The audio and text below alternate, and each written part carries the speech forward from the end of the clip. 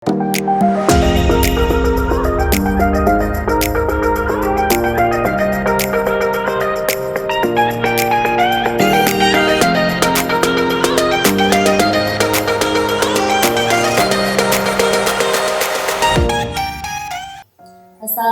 warahmatullahi wabarakatuh, sahabat sehat Banyu Bening.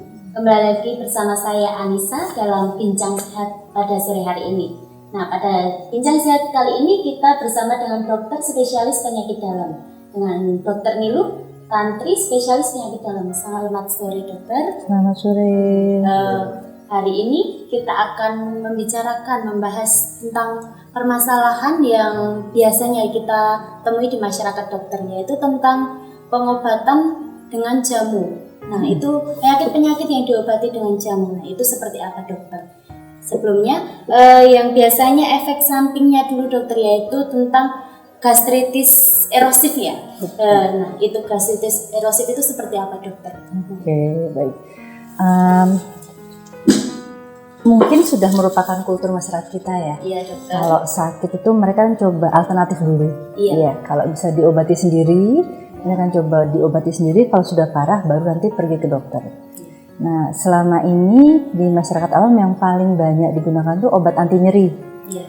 Obat pil pegelinu, pil anti nyeri. Jadi mereka biasanya ke sawah, sakit sendi, mereka beli obat tuh di apotik, entah itu pil setelan, pil tawon liar, pokoknya pil pegelinu atau pil asam urat. Jadi begitu ada orang sakit sendi, mereka minum pil asam urat biasanya, karena kaitannya sering mereka pikir pegelinu itu penyebabnya asam urat. Itu diminum sekali mereka enak. Nanti begitu kambuh lagi beli lagi, sampai jadi kebiasaan bisa seminggu sekali, 2 kali, bahkan hampir 2 hari sekali mereka beli. Padahal kadang obat-obat itu yang dibilang jamu atau herbal beda dengan fitofarmaka. Jadi pemerintah sendiri memang sudah berusaha meningkatkan penggunaan fitofarmaka. Jadi kekayaan obat-obat alami yang ada di Indonesia yang diambil ekstraknya, diukur kadarnya dan digunakan untuk pengobatan itu sedang dikembangkan di Tawangmangu. Nah, cuma yang salah kaprah di masyarakat, kadang yang dibilang herbal itu belum tentu murni herbal, kadang dicampuri dengan steroid. Nah, apalagi yang namanya pil setelan yang kadang di pasar tuh 1 bungkus 1000 isi 3 tablet.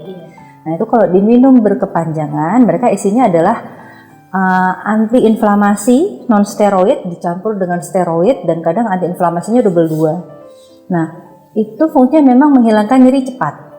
Tetapi perlu diingat bahwa mekanisme nyeri itu dia menurunkan kadar prostaglandin. Nah, prostaglandin itu sebetulnya dia punya efek melindungi di lambung. Jadi prostaglandin dia memicu timbulnya lapisan lendir di lambung, mukosa di lambung. Nah, saat digunakan terus-terusan itu dihambat prostaglandinnya, pelindung ususnya hilang. Kalau dia sering minum itu, lama-lama pelindung hilang. Kalau kena makanan yang iritatif, gampang timbul luka. Kena infeksi sedikit, Helicobacter gampang timbul luka. Sering sekali pasien-pasien datang ke rumah sakit ini tuh muntah darah, buang air besarnya hitam, HB datang tinggal 5-6, ternyata setelah kita runut sering minum obat anti pegelinu itu. Dan kalau kita obati sih ada yang bisa membaik, tapi yang berulang itu resiko untuk anemi berkepanjangan itu yang bahaya. Akhirnya kita kirim setelah transfusi stabil, kita kirim untuk endoskopi. Di endoskopi terlihat bahwa memang ada luka di lambungnya atau bahkan di usus halusnya. Jadi itu penggunaan obat pegelinu tadi juga mengakibatkan pendarahan itu tadi. Iya, karena mereka secara tidak langsung mengurangi daya tahan dari lambung sendiri. Lambung itu memang didesain sama Allah itu dia punya daya tahan yang kuat. Dia dindingnya berlapis-lapis dan dia punya lapisan pelindung ditambah lagi dengan asam lambung. Asam lambung itu fungsinya untuk membunuh kuman yang masuk bersama makanan. Nah, karena dia bersifat asam, lambung sendiri dilapisi. Jadi dia kayak punya pelapis mukus itu, kayak lendir. Nah, saat kita minum obat anti pegelinu, asamnya tetap ada untuk membunuh kuman, tapi pelindungnya hilang. Akhirnya asamnya kena ke lambungnya sendiri. Kemudian dokter, nah itu kan efek dari jamu pegelinu. Untuk jamu-jamu yang lain dokter, itu seperti apa? Apakah juga mempunyai efek samping yang sama atau tidak dokter? Kalau jamu ini kita samakan persepsi dulu ya. Kadang kalau jamu itu ada yang bilang jamu godokan, ada yang jamu seduhan, ada jamu yang sudah bentuk kaplet. Nah, Kalau yang disetujui sama pemerintah saat ini adalah fitofarmaka. Jadi yang sudah teruji, sudah diukur lewat jadi dia kandungannya apa, dosisnya berapa, sudah diuji coba di laboratorium bahwa tidak di dalam makhluk hidup dulu, di laboratorium bahwa dia dengan efek segini dia punya efek ini, dengan kadar segini efeknya ini. Diuji cobakan ke hewan. Setelah di hewan aman baru diuji cobakan ke manusia. Nah, setelah itu pun butuh waktu sekitar minimal 10 tahun sampai dia bisa aman untuk beredar. Nah, yang beredar di masyarakat sekarang ini kan banyak yang daun dikeringkan, dijemur terus langsung diberikan. Nah, di Tawangmangu mereka memang mengembangkan ada namanya godokan itu, tapi mereka dengan cara dan kadar yang sudah terukur, pengeringannya berapa lama, kadar airnya berapa lama, dan kekuatan simpannya berapa lama. Yang kita takutkan kalau cara pengeringannya nggak bagus, penyimpanannya nggak bagus, dia lembab, tumbuh jamur misalnya aspergillus. Nah, beberapa jamur itu saat masuk ke dalam tubuh juga bisa berupa jadi racun. Kadang dia bisa merusak livernya. Bisa juga menyebabkan keracunan juga bisa. Makanya beberapa kasus kami pernah menemukan habis minum jamu, muntah nggak berhenti, diare nggak berhenti, masuk UGD. Jadi herbalnya kalau memang butuh sekali cari yang sudah fitofarmaka atau yang sudah lewat cara pengolahan dan pengujian yang benar. Kalau ditawari yang modelnya seduh, mungkin nanti perlu dilihat kembali, harus teliti kandungan isinya apa, sama kadang yang nggak diperhatikan tuh expired date-nya. Ya, sudah expired lama, apalagi kalau kemasannya sudah tidak bagus, baunya sudah tidak enak, takutnya sudah ditumbuhi jamur. Harus dilihat bahan bakunya, prosesnya seperti apa, dan izin edarnya, itu yang harus diperhatikan. Selanjutnya dokter, nah itu kan tadi mengarah ke yang diare sampai dengan pendarahan lambung. Nah itu kalau semisal terlanjur, ada masyarakat yang sudah terlanjur meminum jamu tersebut, itu sampai mengalami hal-hal seperti itu, pengobatan dari dokter itu sebenarnya seperti apa sih dokter? Jadi pada prinsipnya gini, kalau ada yang datang dengan kegawatan, berarti kan dia datang dengan perdarahan sampai muntah darah, sampai HB yang datang itu tinggal 4 atau 5. Yang pertama, kalau dia perdarahan proses, kita harus hentikan dulu perdarahannya. Ya, kita hentikan perdarahannya, kita berikan obat-obatan untuk menghenti darah yang hilang, masukkan infus, masukkan cairan, kalau memang perlu transfusi darah kita transfusi. Yang kedua adalah kita hentikan perdarahan dengan mengurangi keasaman lambung. Kalau dilihat dari mekanisme terjadinya tukak lambung itu tadi kan pelindungnya hilang, asamnya naik, kena lambungnya. Nah sekarang pelindungnya kan susah dikembalikan karena dia sudah minum obat lama. Usaha kita adalah menurunkan asam lambungnya, jadi pH lambung kita turunkan. Ada beberapa obat yang namanya proton pump inhibitor. Jadi obat itu bila diinfuskan, kadar pH di lambung bisa turun. Nah itu biasanya kita berikan bolus infus sama di drip selama 72 jam. Dengan harapan kalau asam turun, perdarahannya tadi tidak akan terkena asam lagi, jadi dia bisa berhenti. Sambil kita beri obat-obat untuk menghentikan perdarahan. Yang kedua, kalau sudah perdarahan berhenti, kondisi stabil, tensi bagus, kita akan berusaha meningkatkan ketahanan lambung tadi lagi itu. Ada beberapa obat yang berfungsi untuk nembel luka, ada beberapa obat yang bisa berfungsi untuk meregenerasi lagi. Tapi memang butuh waktu lama dan sering kali kambuh. Apalagi kalau dia sampai kena ke luka di usus halus. Karena kalau usus halus itu dindingnya tidak setebal lambung. Jadi kalau dia sudah luka, lukanya cenderung dalam dan susah untuk sembuhnya. Makanya beberapa pasien datang kembali itu sudah sembuh, nanti berapa bulan atau berapa tahun kadang kambuh lagi ke sini. Nah kalau sudah berulang seperti itu, kita perlu pikirkan apakah perlu endoskopi selain untuk diagnostik juga terapeutik. Diagnostik itu maksudnya dimasukkan selang lewat mulut yang ada kameranya, nanti dilihat lukanya sebelah mana. Stadium berapa, apakah hanya butuh diobati aja atau perlu tindakan, ada namanya cutter atau clipping untuk menghentikan perdarahannya. Kalau itu yang tindakan diagnostiknya dok. Kalau yang terapeutik tadi menggunakan obat-obat yang tadi dok. Itu untuk menghentikan perdarahannya. Obat-obatannya itu bisa digunakan idealnya adalah selama 3 bulan sambil menunggu regenerasi atau pemulihan lukanya lagi. Kalau perdarahannya profus dengan obat-obatan nggak mempan, biasanya akan dilakukan tindakan elektrokauter. Jadi tindakan endoskopi kayak tadi itu, tapi dia punya alat tambahan yang bisa untuk kayak ditembel. Ya itu. Kalau tadi kan terjadi kekambuhan ya dokter ya. Nah, itu biasanya penyebab dari kekambuhan itu seperti apa dokter? Banyak faktor sebetulnya. Biasanya kalau dia nggak bisa jaga makannya, jadi pola makan tidak teratur, atau dia terlalu banyak makan makanan yang bersifat iritasi terhadap lambung, terlalu pedas, terlalu kecut, atau yang paling sering malah karena sudah enak lambungnya, kakinya sakit lagi, minum jamu lagi jadi kambuh lagi. Seperti itu berarti kekambuhannya karena pola makan dan juga konsumsi jamu tadi. Nah, ini ada beberapa mitos dan fakta yang berkaitan dengan jamu dokter yang beredar di masyarakat. Nah, ini yang pertama dokter, apakah mitos atau fakta jamu itu bisa menyembuhkan berbagai penyakit dokter? Itu seperti apa dokter? Jadi tidak ada obat dewa. Iya. Kalau itu saya jawab mitos. Karena gini, segala sesuatu terjadi mesti ada penyebabnya. Dan tidak ada satu jawaban untuk semua penyebab. Kayak sakit mata bisa karena virus, bisa karena bakteri. Tidak ada satu obat yang bisa kena virus dan bakteri bareng-bareng. Harus ada satu targetnya dan satu penyebabnya.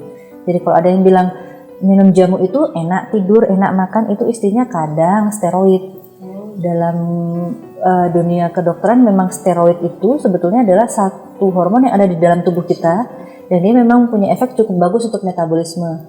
Dia bisa meningkatkan nafsu makan, mengurangi rasa nyeri. Kalau minum obat itu biasanya tidurnya cukup. Terus kalau digunakan jangka panjang, pipinya gemuk, badannya tambah gemuk. Nah, itu yang kadang dianggap orang awam sehat.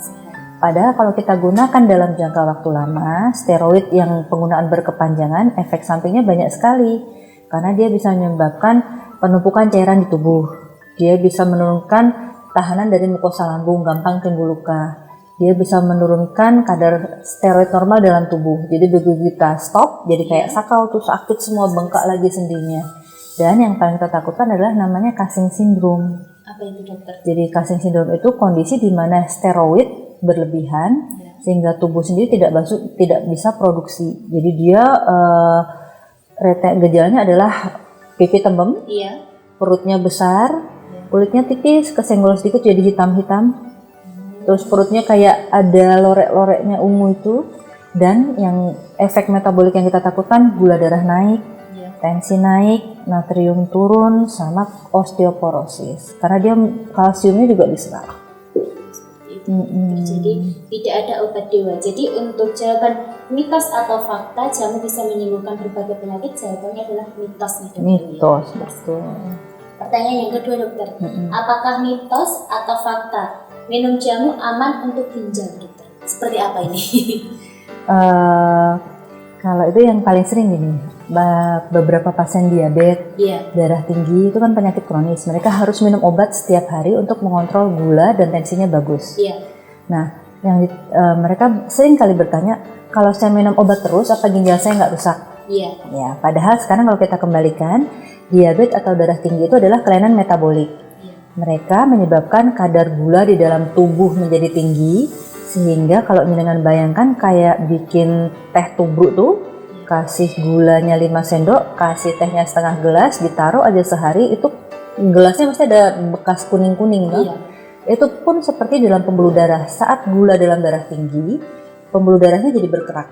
Dia nempel di sana menyebabkan oksidasi, inflamasi, akhirnya endotel darahnya rusak sehingga sel lemak gampang masuk ke sana, terjadi aterosklerosis. Aterosklerosis artinya ada tumpukan lemak di dalam lapisan dinding pembuluh darah sehingga pembuluh darahnya kaku. Kalau dia terjadi di ginjal, bisa terjadi gangguan fungsi ginjal. Kalau dia di jantung, jadi gangguan jantung koroner. Kalau dia di otak, bisa jadi stroke. Kalau di mata, jadi gangguan retina sehingga penglihatannya kabur. Nah, diabetes itu mekanisme komplikasinya seperti itu. Kita obati supaya dia tidak cepat sampai ke sana. Makanya obat-obatan kita berikan gimana caranya supaya gula terkontrol. Target di bawah 110, 140, tergantung dari umur dan komplikasinya.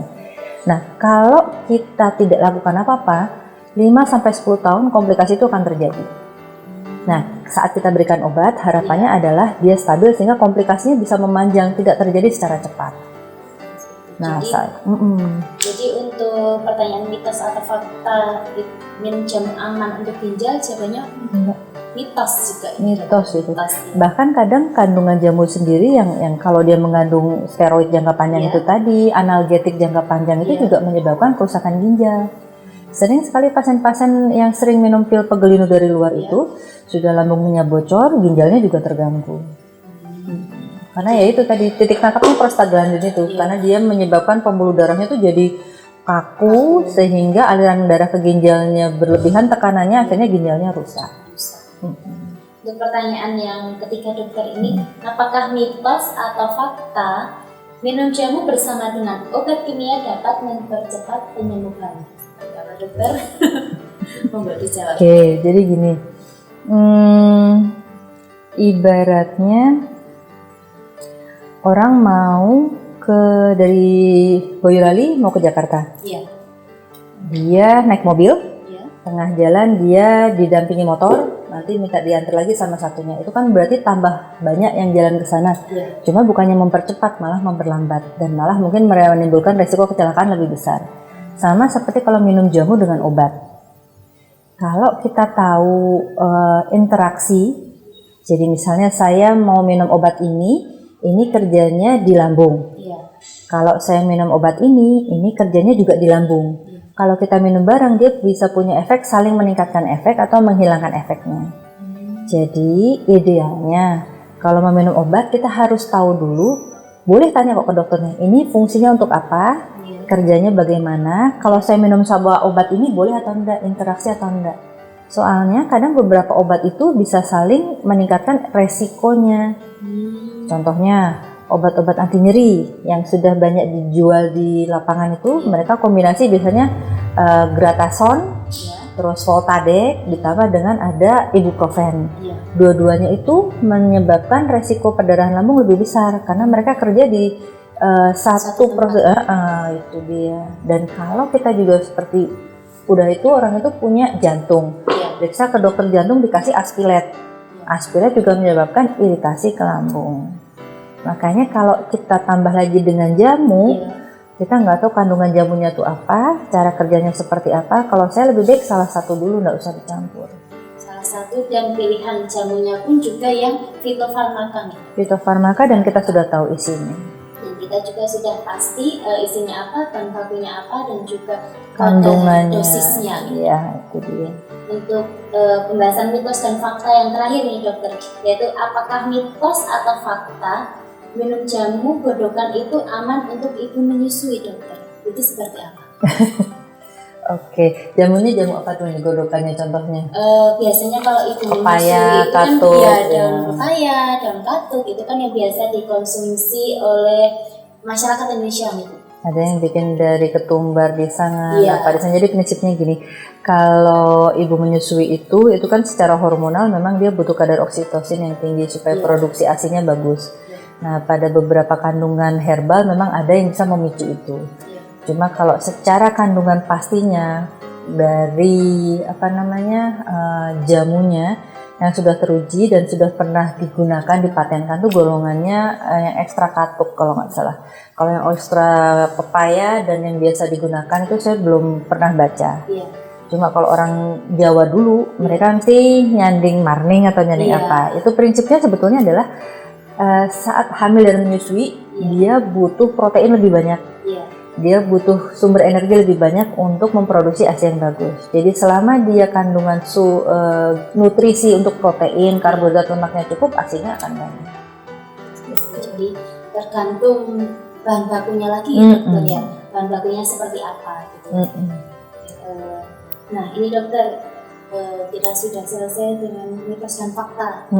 Nah ini kalau semisal kita masyarakat di sini, sahabat-sahabat Bening ini, kalau ingin berkonsultasi dengan dokter Niluh, nah ini jadwal praktek dokter Niluh di Rumah Sakit Umum Islam Banyu Bening seperti apa dokter? Saya di Banyu Bening ada setiap hari Senin, Rabu dan Jumat, mulai dari jam 4:30 sampai selesai.